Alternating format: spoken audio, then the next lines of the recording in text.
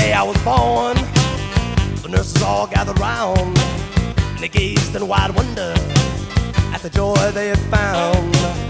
The head nurse spoke up, said, "Leave this one alone." She could tell right away that I was bad to the bone.